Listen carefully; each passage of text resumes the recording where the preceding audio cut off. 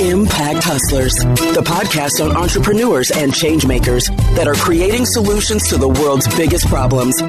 Impact Hustlers is brought to you by Fast Forward 2030 and Real Changers. Visit fastforward2030.com to learn how to include the global goals into your business model, and realchangers.com to find talent and careers with impact. And this is your host, Michael Shafrath.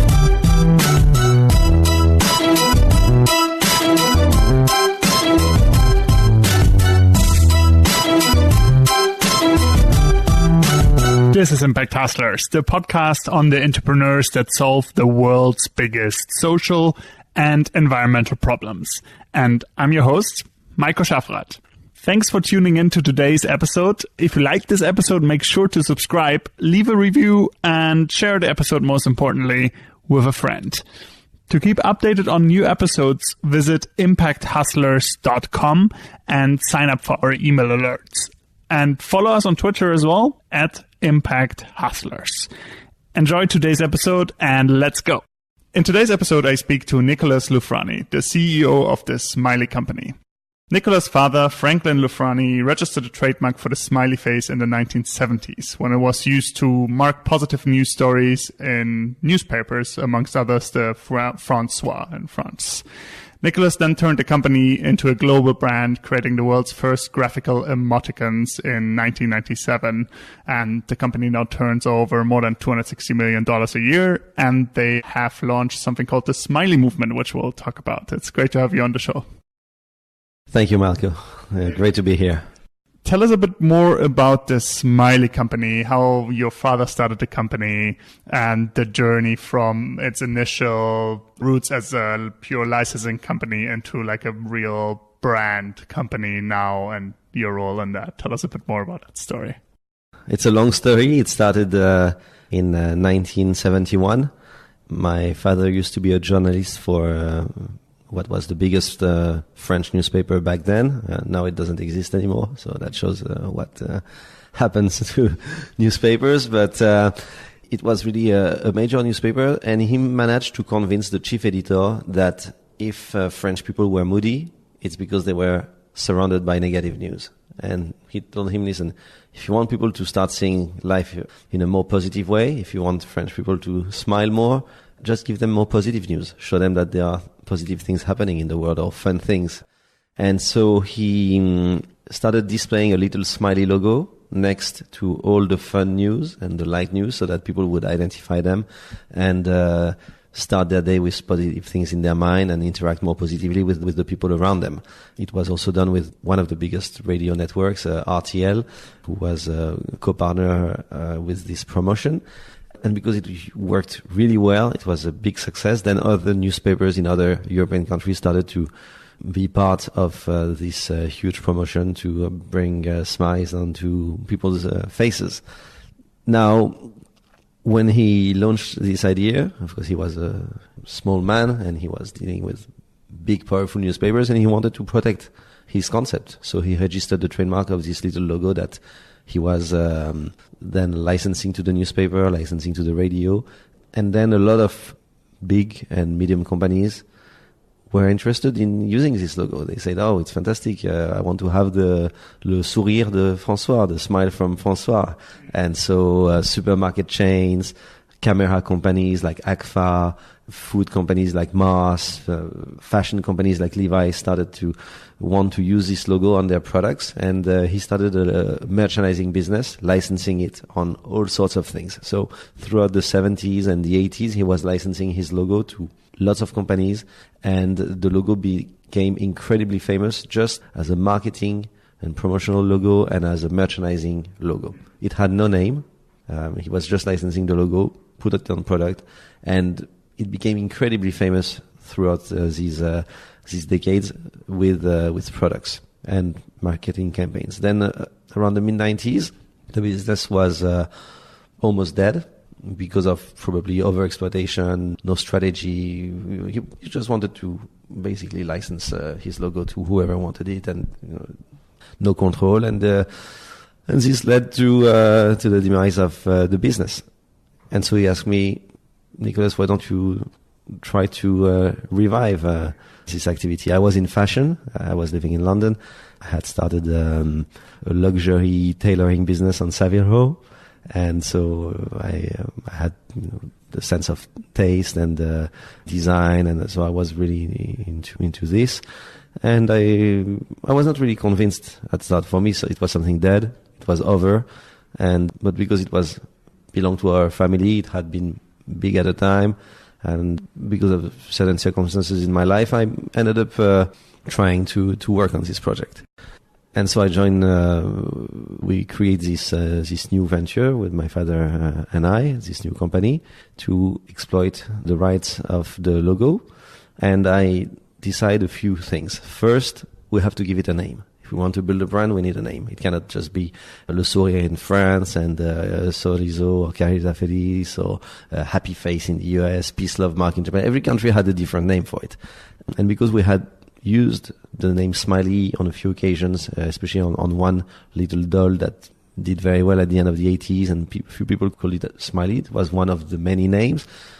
I thought it was the coolest name because it made it a bit like Mickey, like a character, and that was really what I wanted to do. I wanted to transform it into a character, give life to it. So I said, okay, let's call it Smiley, and let's start registering the Smiley name in all the categories of goods and services that we can develop in our business.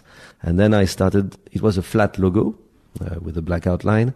And I said, now let's do it in a 3-dimensional way. It becomes a sphere, so it has more life. And then I looked at it and I said, now, if we want to give it more life, let's change its expressions. So he's going to wink the eye, he's going to have stick the tongue out and have lots of different expressions like a character. And then let's accessorize this character. So we put different hats, for example, and he's going to symbolize different countries. So if it's a horse guard hat, he's going to be the UK, and with a French beret, it's going to be France, and so on. And with lots of different smileys representing countries. And then we started developing smiley animals, smiley objects. It was like a maniac need to develop more and more smileys. And then I started sorting them by categories.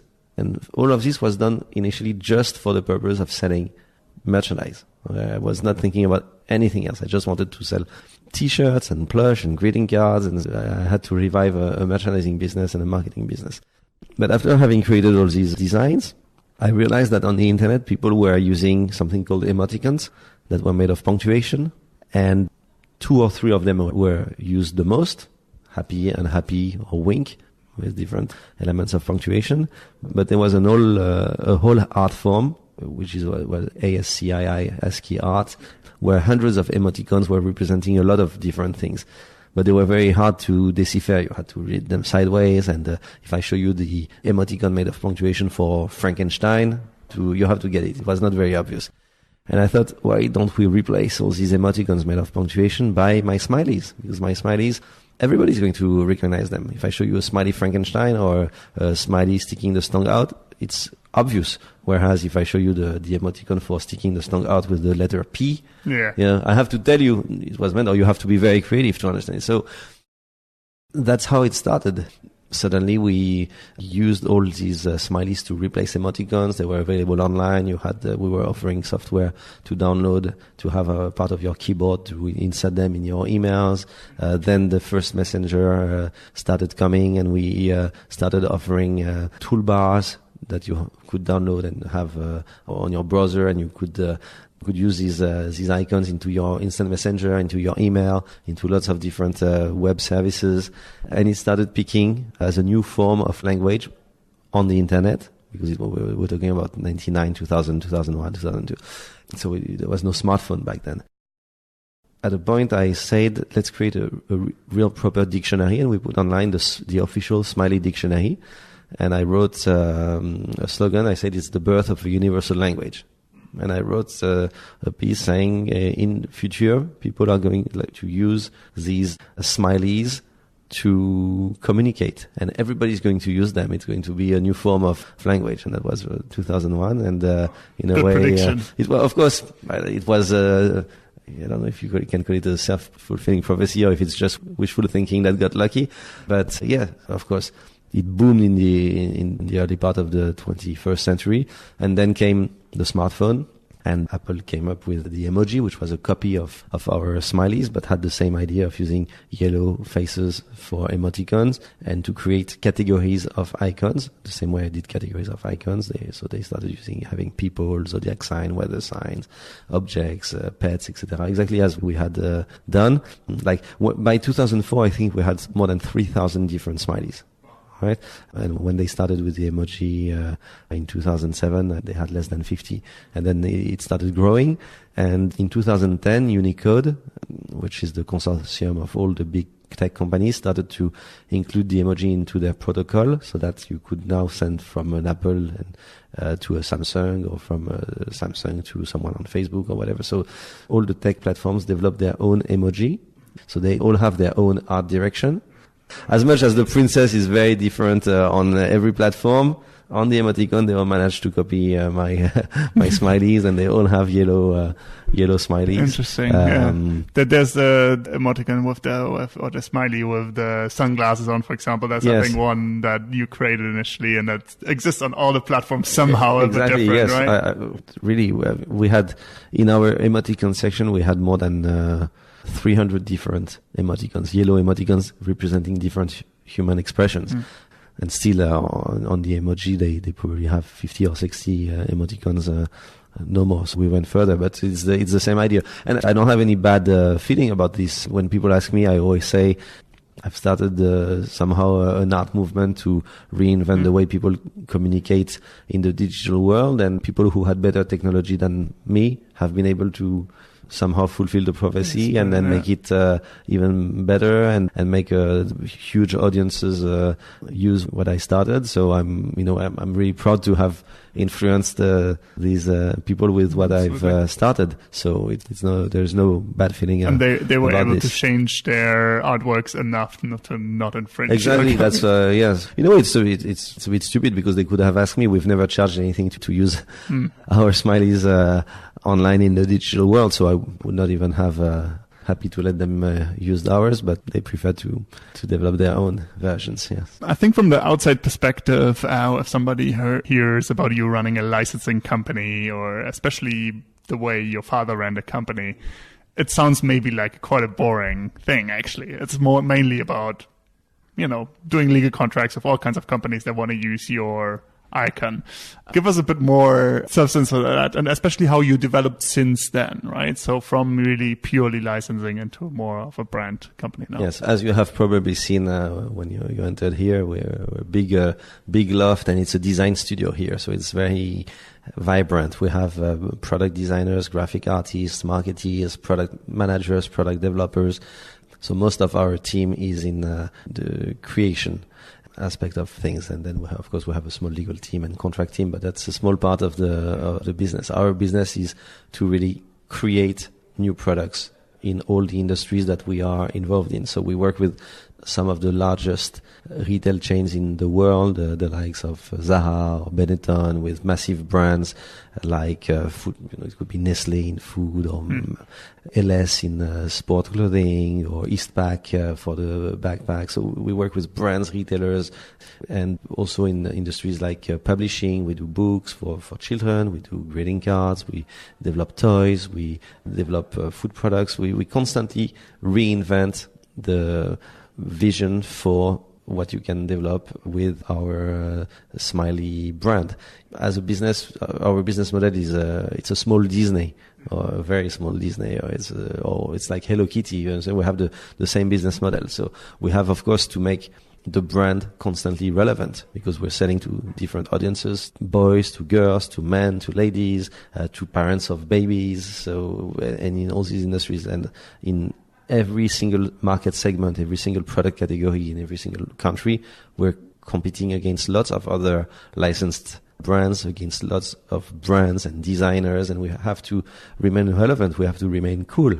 So the only way you can achieve this is by creating very nice and cool products all the time, and that having a relevant marketing message to make people want to engage with what you're doing. Amazing.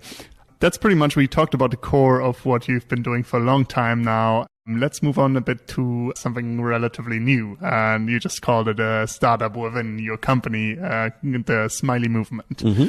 And the Smiley Movement really aims to connect and match people to the causes that they care about in terms of social, environmental impact, and tries to support the Sustainable Development Goals by the United Nations. Tell us a bit more about that. Why did you decide to start that, and how does it work? How can people join in there?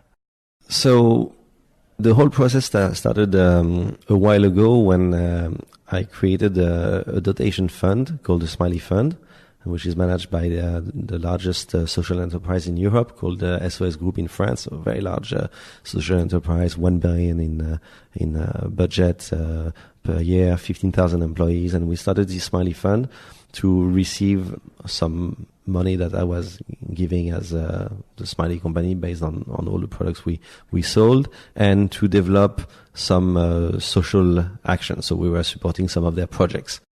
And as I was doing this, I realized that I didn't really understand where the money was going, what was the impact, would I have even any impact at all?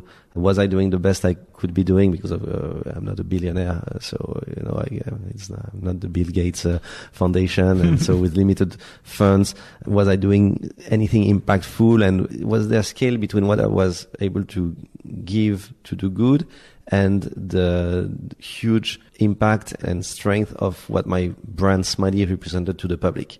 And I thought it was not really, I wasn't really satisfied with what I was doing. And I thought we need to go to the next step. We need to see how Smiley, which is incredibly well known by everyone, which is a symbol of positive thinking, a symbol of positivity, how can we use this power to do good? And so SOS had started a movement in France, and we started supporting this movement called Up Movement, and initially wanted to develop the Up Movement in the UK. And then after a while, we decided that it would make more sense to make this become the Smiley Movement, because Smiley as a brand can have a huge impact and can engage much more with the public, because it's already also very famous. And also because I wanted to be in control of our development and our strategy. So that's really how it started. And then after, we've been working on this project for almost 3 years now with my team. And we've created a new web platform as well as an app. And we're doing several different things. So there are several aspects to it. The first one is, so as a mission, we want to be here to support the sector of charities and social enterprises. I realize that there are people doing incredible things in the sector, like things that are classic, but they do it incredibly well, and it's beautiful how you see these volunteers engaged and helping people and then really believing in their causes, and then some people who disrupt things, who come up with great ideas to make things better and to help people, to help the environment, to try to reach these United Nations goals for a sustainable world.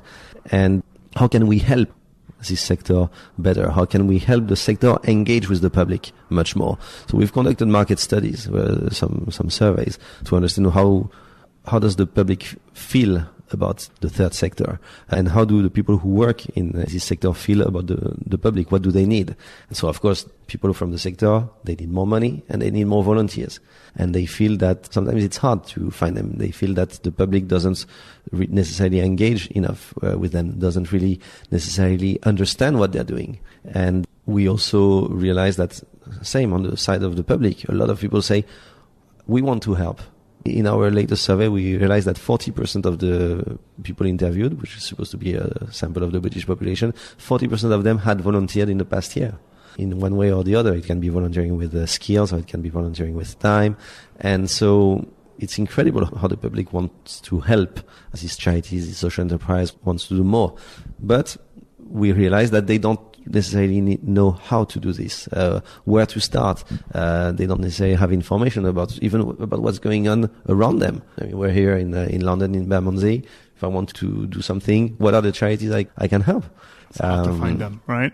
So people can go to your website, go to the app, and basically say what kind of causes they care about, and then exactly. So that's the aim, to have members of the public and members who are in the sector to become member, and it's free, of course, to register on the app, to show what are the skills that they can provide, what is it that they are looking for. And we are developing an app that's going to be a matchmaking app, matchmaking for good, to match the needs with the wants. And so this is one aspect of it, the technological aspect of the network and the application. But what we need, of course, what we want to do is a bit more. And it's going back to my father's original idea. He started with happy news. And for a while I was thinking, what can be in the world we live in today? What are the happy news? And what are the good news? And I thought, well, good news are about the people doing good. Let's talk about the people who do good, because they can make us want to do good ourselves, because they work for charities, they work for social enterprises, they volunteer for them, they do great things. And if we read about their stories, we're going to know that there is good in the world. We're going to feel more positive about the world. We cannot just read bad news about the trade wars and this and that and the wars and the real wars and the unemployment and financial crises and whatever. It's true. These are terrible things, but we need to see the light as well. We need to know that there are positive things happening, lots of positive things happening around us everywhere, and that we can be part of this. As Gandhi was saying, you have to be the change you wish to see for the world. Well, you can be the change you wish to see for the world. There are lots of opportunities to bring about change, and to instead of complaining or be depressed, take action. You don't have to be wealthy. Last week we had a Smiley talk about social isolation, people who feel lonely and they're old, and even also young people who feel lonely. And we've done these Smiley talks with the Samaritans and with the Silver Line. And one of the questions I asked to the people representing these orgs was, if you want to volunteer, what's the minimum? 4 hours a week. You can volunteer from 4 hours a week. Do you need special skills? Well, you need a certain skill set, but they're going to train you. They're going to teach you how to become a Samaritan. With a program of 3 hours per week over 9 weeks, you will become a Samaritan if you have the right skills, if they have casted you as having the right skills. And then you will be able to contribute to helping people who are isolated, people who are depressed, people who feel really, really bad. And there are lots of causes like this in the UK and in the world where you can contribute to them with a little bit of time, or also a little bit of money as well, or a lot of money if you're wealthy, or if you have a company that is willing to become a partner to these people. So really the Smiley movement is about supporting the sector with our Smiley talks, with the contents, the video contents we're developing, with the matchmaking app, with the Smiley news about the people doing good, and also with the Smiley Awards, because we're also starting Smiley Awards that are going to reward the most creative and impactful charities and social enterprises, and we're going to donate prizes of £100,000 to several of them as voted by the public. So it's a whole project. And I think people can already, there's definitely a bunch of entrepreneurs listening to this and social enterprises, and they can already, I think, sign up for expressing interest in the awards and stuff like that, and should look out for those. Yes, and also we really want to also connect with companies who are looking to help certain projects. And I'm starting, of course, with my partners. So I have right now one of my big fashion partners who's interested to work with the Smiley movement in order to support a cause, and that's something also we're going to try to develop with my existing partners at Smiley, but as well as more companies. We want to help them navigate in the world of charities and social enterprises, and help them also find the solutions to first improve their processes, their corporate social responsibility, but also help them find causes that they can support and promote. Is the business model in itself in the Smiley movement, or is this something that you fund through the business model of the Smiley company, or what's your goal there in terms of making it like a sustainable thing that can run for many years? Yes, so it's supported by Smiley. It's supported by my father and myself. So that's what makes it sustainable at this stage. And we develop it in the UK. We're probably going to launch in a few more countries and be able to sustain it as well in a few more countries. But if it's going to grow massively, of course we won't have the resources to make it grow massively. So We'll see maybe a year or 2 years from now. If it's really growing, we probably will look for some partners to help us as well. But for now, it is perfectly sustainable. It's a massive effort for us. As I said, we're not Bill Gates, but yeah, it's something I really believe in, and I don't just believe in it. I mean, I'm just not in it because it's good for our brand, but I really believe in it really wholeheartedly. I spend time on it. Actually, I'm the first volunteer because I don't. I'm the only one not getting paid in the team for that, and it's I really volunteer my time to try to think about how we can improve the sector and how we can help the public engage with the sector. And I'm really genuinely interested in what I'm doing here. If I was interested, I could be sponsoring parties in clubs. I could be sponsoring sport to attend very nice VIP events. I'm not interested in this for our brand. I'm really investing all our resources into this project because I think it's really something that corresponds to what I want to do as a person. On this podcast, I mainly speak to founders that are usually much earlier on in their journey than you with the Smiley company, at least. Maybe similar to where you're at with the Smiley Movement in terms of stage. But I think one way that we will bring about change is if more and more business leaders of established businesses like the Smiley company and your partner companies are actually realizing, okay, I can actually do some things to have a positive impact, social or environmental impact. What would your recommendation be to somebody that runs maybe a company that's been existing for 20, 30 years or 50 years or a big corporate to actually support social or environmental causes? What's your take on that? I think there are lots of opportunities to do that. I think one of the most interesting ones I have found recently is something called the EPIC movement. The EPIC movement has been founded by Alexandre Mars. They have a portfolio of charities and social enterprises in lots of different parts of the world.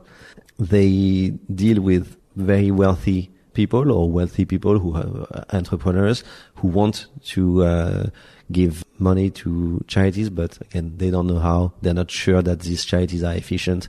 And EPIC Movement selects only, I think, 6 or 7 new organizations every year out of thousands of organizations who are submitting their applications. So they really go for the most efficient charities, the most efficient social enterprises, to ensure that every euro is going to be invested for the maximum impact, so that they can tell their people who want to become philanthropists, we have really for you a portfolio of various causes. So you can choose something that you feel good about, a cause that you feel good about because of where it is located, the country where it is, and it's your country, it's you feel it's the people you want to help, or because it's another country and you feel it's people that you want to help there, or because it's a certain type of cause that resonates with you.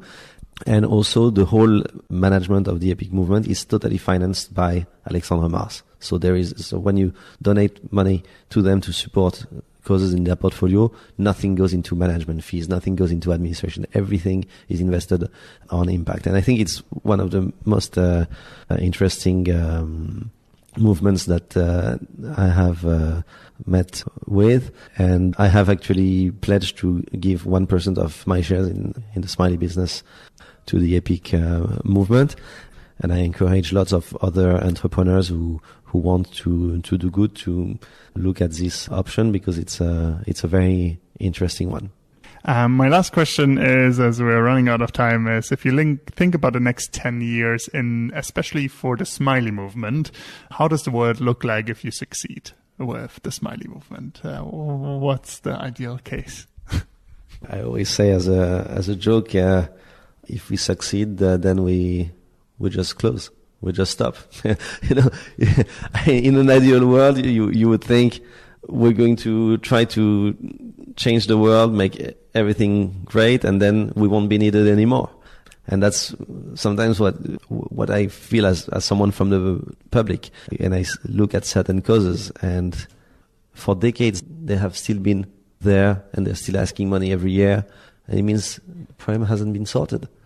That's very unfortunate, because you would want some of the world problems to be sorted, because there are problems that will never be sorted. There will probably always be people who have certain diseases, but you would think maybe some of these diseases can be totally healed, and they're not. Will there always be homeless people? You would want to live in a world where there are no more homeless people.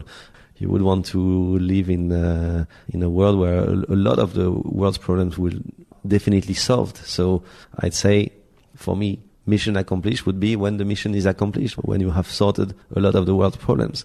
Is this going to happen in my lifetime? I hope, but I don't think so.